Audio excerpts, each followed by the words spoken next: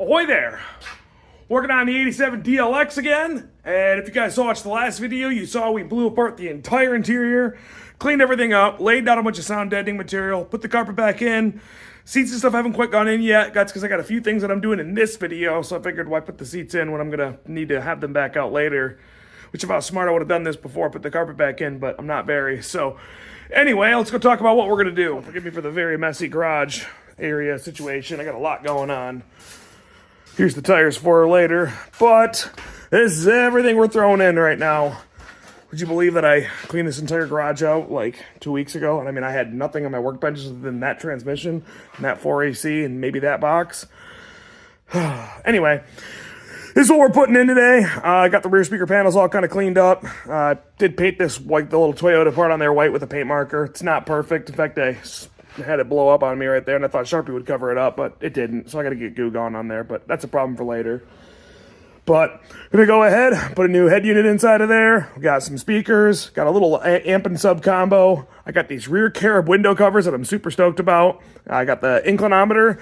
Now, if you guys watched one of my previous videos, I kind of did a little bit of a DIY restoration on this inclinometer. It's not perfect, but it's better than rotting in a field in Japan somewhere like it had probably done for a long time. Got a set of front speakers and then rear speakers. Now this car was a factory DLX 2-speaker car, which means it had these little cubbies in the back right there that kind of covered up the rear speakers. But I managed to fit in a set of 6.5s.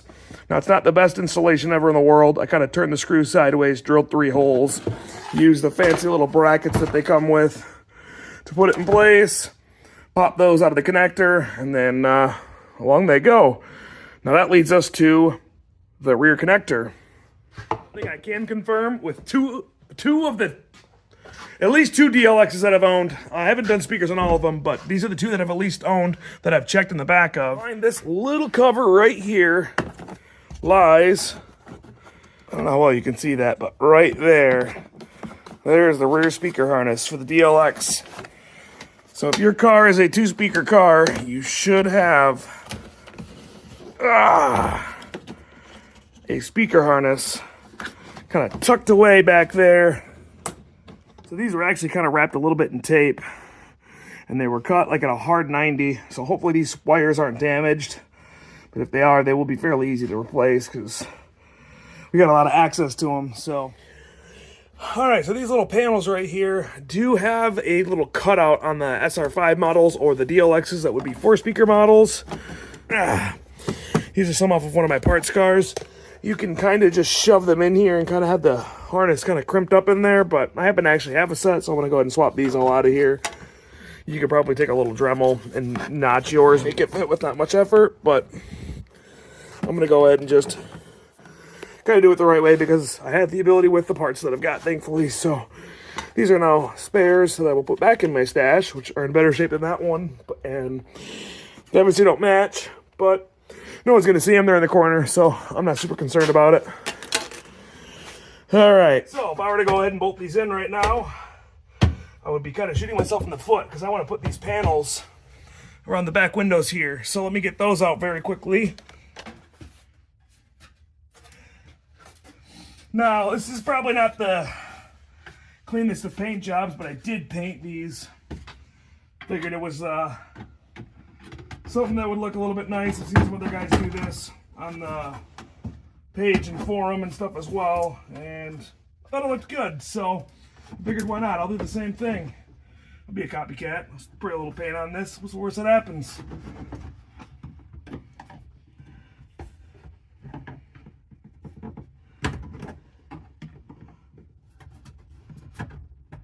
There we go.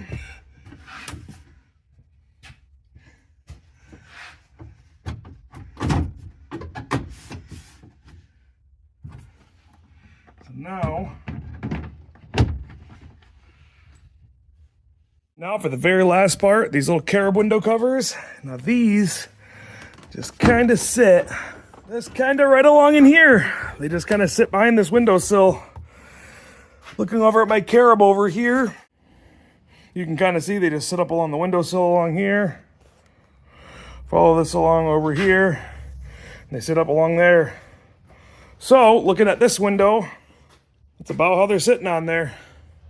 I think that looks nice. Obviously this window's covered in dust and it's hard to see with all the reflection, but I think it looks nice. Kind of covers up all my imperfections in the Toyota back there, so I'm stoked. This looks great. Now, last but certainly not least, we'll connect this harness right here. Well, we're gonna attempt to, there we go. Now these should have a little clamp on them, but the clamp is with another speaker set, so I'll have to get those out of the basement and put them in there, but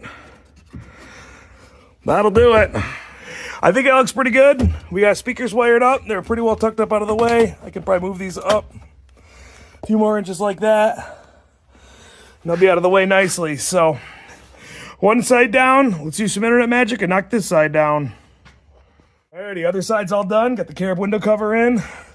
Everything's up there. I realized I forgot to put one of these hooks back in up here, so I'm gonna have to figure out where it is on my workbench and put another one back in there. And maybe it was just a push clip. I don't remember.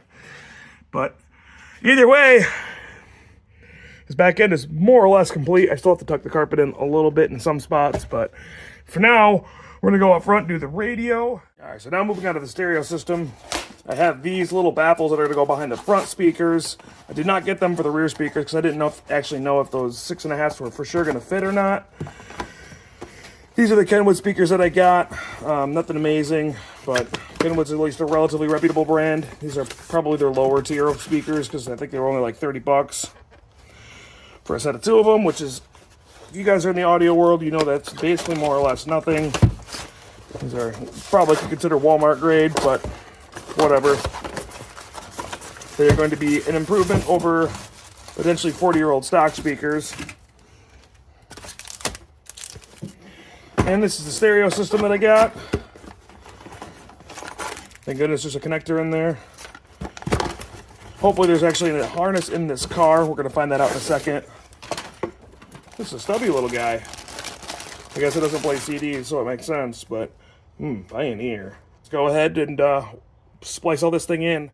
Kind of hard to see, but if you have never taken these radios out, there's only 2 screws that hold these in on this side and 2 on the other side, which actually that one's missing a screw because it's broken right there.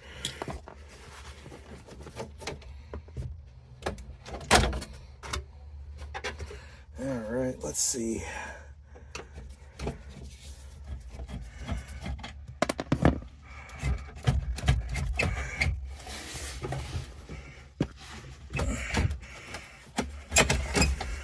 Oh boy, there's a mess going on back here, but they did use a harness connector adapter, it would appear.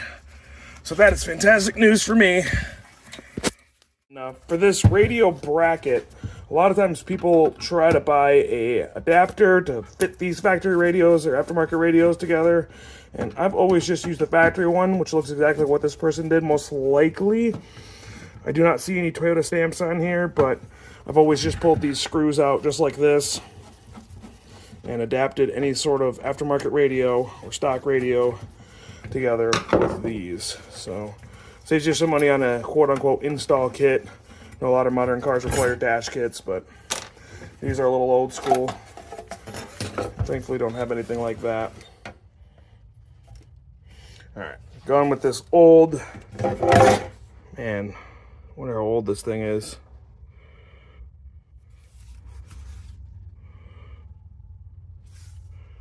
Anyway, so here's the old little cubby thing. These work fine. I did try this out. I bought this on eBay. It was very inexpensive. It was only like 12 bucks. We're gonna see if it works. It's got a couple of cup holders in here, and then a box that's not even big enough to hold a modern phone, but it was cheap. I'm gonna give it a shot. We'll see how it fits. Let's see, this should go up top of here like this somewhere. So here's what I came up with right here. I ended up making that little free box drink holder thing that I got off eBay work. It was a little bit of tomfoolery to make it fit, but it did fit. So here's the harness. I have an amp wire hooked up to it because we're going to be running an amp and a sub later. But I use these fancy little heat shrink solder seals on them. Pretty happy with these. These are really great. So let's get this connected and let's see if this radio works and maintains its settings and stuff like that.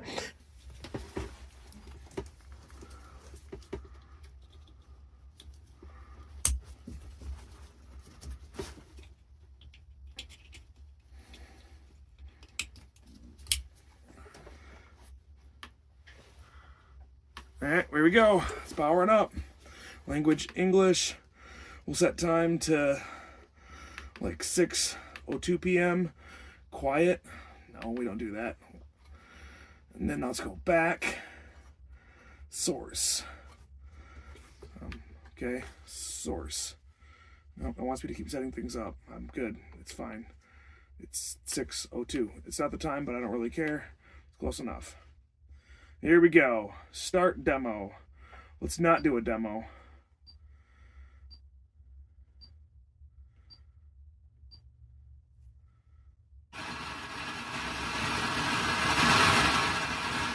Oh, we have static noise.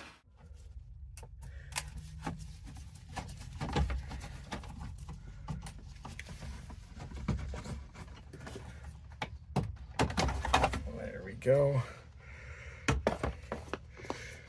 And boy, I'm glad I'm doing this. These are the factory speakers, and they are destroyed. Yeah, these are just falling apart. There's nothing to them. These are trash. All right, I disconnected the factory speaker, connected this back to the harness, so we can utilize the factory wiring harness for this. As long as I get it backwards, which I did not. Score, W. Gonna slip it through this baffle right here. At least I think I'm going to. Where did I cut it at? Right there's one. Right there's one more. There goes to ground.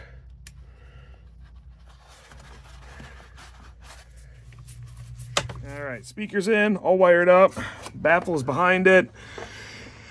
I'm not sure how much, I'm not an audiophile by any means, so I'm not sure how much of these baffles improve, but every time I've always put speakers in, I've always put these little baffles in behind them. All right, let's go ahead and pop this panel back together, and we'll hop over to the other side and get that side done.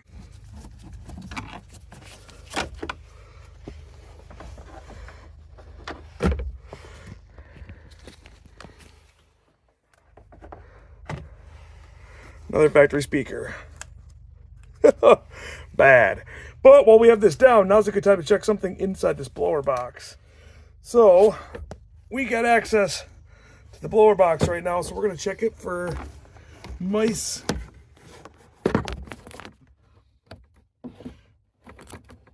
So you guys are my eyes and ears right now. I can't really see in that blower box, but it looks like it's okay.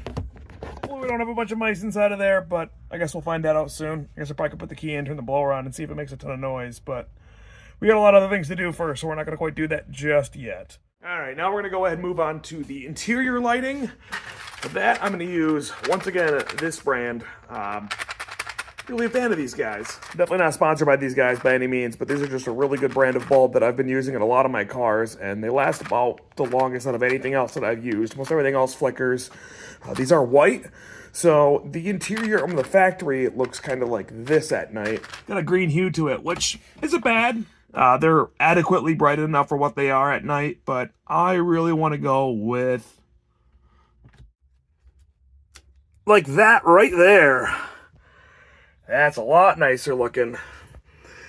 White bulb in there. Can I see the AC? The heat is clear. I thought these were red on these cars, but the inclinometer here definitely has got a little bit of fading to it. That plastic is super, super, super yellowed, as you guys saw with my restoration video on it. And yeah, so now, if you were curious how to wire an inclinometer in, I have a video on my channel, how to wire these inclinometers in place. It's a pretty straightforward process.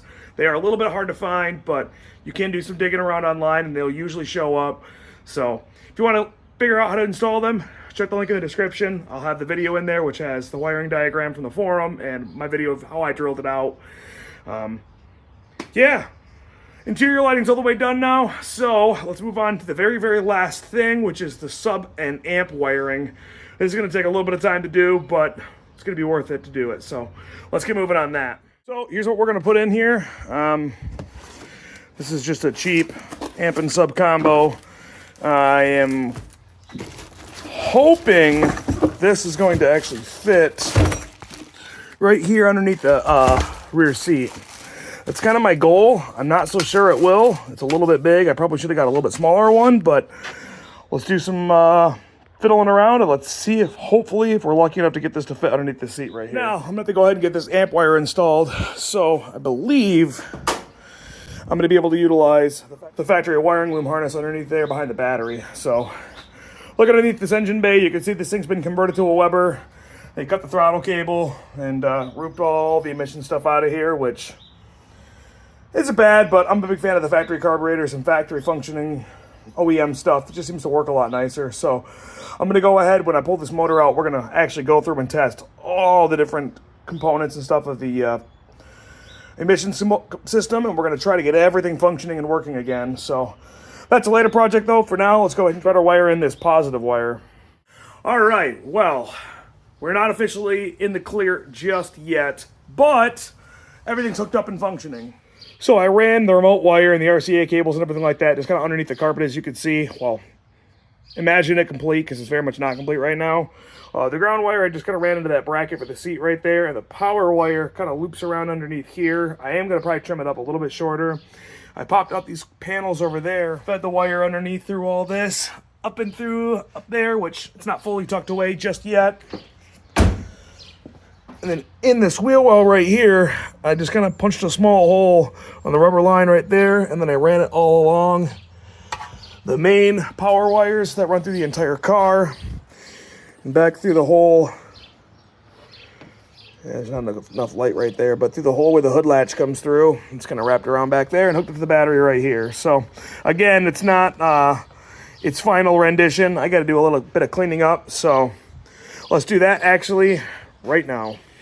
Again, I got a lot of cleaning up left to do, but this is like the little control right here. I have tweaked absolutely nothing for the settings on the back of this thing yet, but right off the first glance, it actually sounds really good.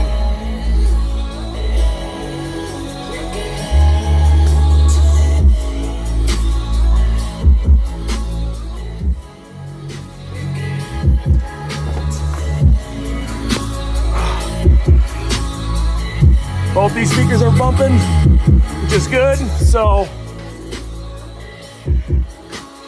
everything is functioning as it should. Now let's go ahead and take care of this massive cable mess that I got going on.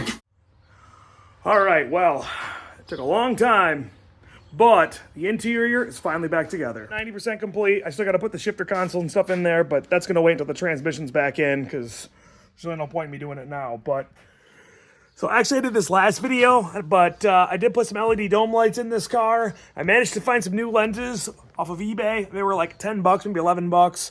So those are now in here, which with these Sirius brand LEDs, the interior lighting is incredibly bright. It's gonna be nice and quiet inside of here. We'll have a pretty good sounding sound system. Still got a lot of little things to do in the interior, just some various miscellaneous tracing stuff up and getting this floor mats cut right, and I'm probably going to have to re-clean it. And I do think I'm going to swap the steering wheel out. These DLX wheels, they are okay, but they're really wide and they feel really small. So I'd like to switch it out with an SR5 wheel. I think that would be a worthwhile thing to do. And I have a few newer SR5 wheels. We're testing the stereo in the car real quick, actually. And, well, my girlfriend's dog decided to kind of come through the headrest, or the transmission tunnel. So, how you doing, Bear? You being a good boy? That's certainly not something I had on my bingo card for 2025, but you're a good boy, aren't you, Bear? Yeah. Bye. I got a trunk mat inside of here, too, because this car's probably going to see a few transmissions and engine halls and things like that. That's got to get trimmed up a little bit later on. It's a little bit of a process, but next up, I'm going to throw a parcel shelf inside of here, and that'll be pretty much everything for the interior. But yeah, I really appreciate you guys watching. I think that's going to probably be all for me today. Next week, we'll take on some other stuff. Possibly just going to pull the engine out. I'm not 100% sure yet. We still got to do MR2 brakes. We got to go through the drums. Got to drain the gas tank out, make sure the fuel sending unit's still good, and CV shafts, sway bar bushings. Lots and lots and lots of little things to do left. So catch you guys in it when it happens. Appreciate you guys watching. Any questions you may have, drop it out in the word spot, and I'll catch you guys at the next one. Adios.